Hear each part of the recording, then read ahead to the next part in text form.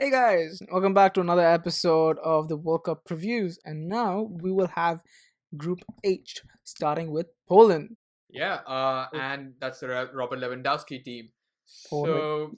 Let's start with the strengths, and the strength is Robert Lewandowski and the forward lineup with Milik, who's kind of just come back out of surgery. I think he had two surgeries, so he's just coming out of injury. Yeah, knee surgeries. So, Yeah, Mhm. but you've got that forward lineup, which is probably their biggest strength. right. And Lewandowski, one of the biggest strikers, most lethal strikers in the world, right? Yeah, Yeah. backed with a midfield of uh, decent quality. You've got Kuba, Jakub Blaszczykowski, whatever, Krychowiak. Blazikowski. Yeah, Krychowiak. I think I'm guessing his name. You've got well, I'm missing a couple of them. I think Zielinski. He's Napoli. I think he played for Napoli. So you've got a decent midfield and a decent forward lineup, but the weakness that Poland have is their defense. I think they've let in most number of goals than any other European side in the qualifiers. Yeah, and because of that, they're even considering changing their formation to a three at the back, like England. Well, they should, if anything. Like, they need to, if their defense is that bad, which it is. But at least they have pretty good goalkeepers. They have Szczesny and they've got Fabianski, who are, I would say, in my opinion, pretty good goalkeepers. So if the defense fails them, But Chesney doesn't play regularly for Juventus. That's the problem. mhm. But right, he is their number one. He is good. So there's no doubting that. So who do you think would be their star player? I mean, it's Robert Lewandowski. Like, he's literally one of the best striker in the world, I'd say, at this point. Yeah, so it's got to be Lewandowski. He clicks, he fires. They may be able to sneak past some teams, but yeah, so that's good. So moving on to Senegal.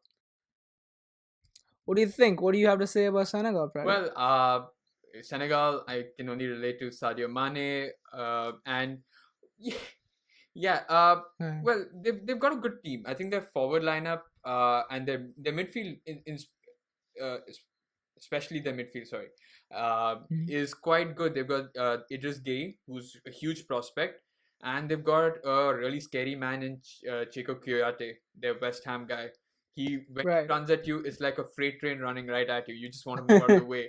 I think that midfield of that balance of CDM and a little more attacking midfield is a Yeah. good balance. It gives you a good balance. Gives the team a Mhm. good balance. Their defense, I think Kalidou Koulibaly, the Napoli defender, he's really good. I've heard a lot of Yeah, he things was. about him. Everybody in the world was after him. They wanted 80 million for the guy, so it was a crazy amount of So expectation. they And he do have does. that He rock lives up to it. solid defender in defense who can do Yeah, well. who can also play out from the back, who's pretty good with his feet as well. So Their Senegal has it. weakness, well, and I have to mention forwards Sadio Mane, Musa So, Sako, and they've got even I think this guy plays for Monaco right now, Kita Balde. right, yeah, he's a very young, pretty big prospect. Everybody's talking about the guy, right? But the weakness is, yeah, that the I would say is because their manager has been accused of playing negative football, very defensively, disposed football. However, with a very attacking talent, like Mane plays for Liverpool, but you playing negative football with this guy, so I don't know Yeah, and their how goalie he is justifies that. not someone that I know too well, not someone well known in the club's level. So that's that the defense and goalkeeper leaves something to be desired. Mhm. But it'll be interesting to see how they do. Right, right. So who do you think is their star player? Has to be Sadio Mane. If I know he plays direct football, unlike Salah at Liverpool, where he's got the trickery, but his pace is going to be a threat to any team's defense. If they can get the ball to him, and if he is given free space like Eden Hazard, he can create. He can take shots from 30 yards out with his bullet of a left foot. Right, So yeah. he is a threat to Hmm. me. I For think he's sure. the star player. And I think one player to also keep a note on is their defense, Yusuf Sabali, who actually used to play for France's under 20 team, and they won the World Cup, the under 20 World Cup with the guy. But he then later declared for Senegal, so it's a good import, a good player, and gotta keep an eye on for this guy. So moving on, we have Colombia. What do you have to say about Colombia, Brady? Well, they have a good team. Okay, there's no doubting that their goalkeeper David Ospina is has played well for Arsenal, better than Petr Cech. Yeah. Their defense has Yerry Mina and a very good uh, defender in Davison Sanchez. He's done exceptionally well for Spurs, and if he can continue the same form here, that only says good things for Colombia. The midfield is okay, and I'll come to the strength. So the strength is probably the forward, which is they've got Carlos Bacca, Luis Muriel, I think, yeah, and Radamel Falcao. Falcao, if he can get to his form at Monaco and at Atletico Madrid, he can be a huge threat. Uh, Mhm. However, if he performs like he did at United and Chelsea, not really. Uh, and their midfield, they do have. I mean, they have James Rodriguez, who's done so well for Bayern since he moved from on that loan deal, and they have Cuadrado. But their weaknesses have to be the Yeah, like I mean, no, you could say midfield, but I would actually say the weakness would be their defense, not defense, their goalkeeper. I would say Dave. I mean, I think you're saying that David Ospina is good because you're comparing him to the other option, right? But he's not really been playing regularly for Arsenal, and he's made pretty big mistakes while he's played for Colombia. So I think a huge carry sort of mistake probability exists with this kind of guy. So if there's a letdown for this team, it's got to be David Ospina. I would say their biggest weakness is him. But yeah, so who would you say is their star player? has to be baby faced James Rodriguez. Right. Uh, I mean, this Mhm. guy, if he performs the same way that he did in 2014 Brazil, if he scores the same type of goals that he did against like Uruguay and everyone else, Colombia can progress. I still see Right. them kind of progressing, but it's all down to how well James Rodriguez plays because he can supply to the likes of Baca or Muriel or even only I'm guessing Falcao will start. So Falcao mostly. Right. So yeah, I mean, I would say Falcao because I love Falcao. Thanks for playing for Manchester United. So now we move on to Japan. Such an interesting team. Well, I just love saying their names, but I won't. Uh, so they have a bunch of players that we know of, players that have been in the Premier League, like Shinji Kagawa, players who are still here, like Okazaki and Maya Yoshida. So they do have peppered across their team. They have interesting and players who have performed at top clubs and can do really well in both international settings.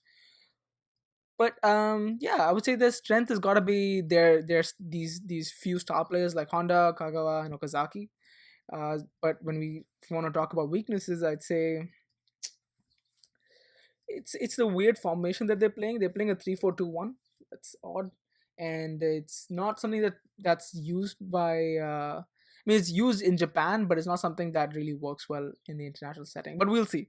We'll see how it works and how the team adapts to this and how they play well.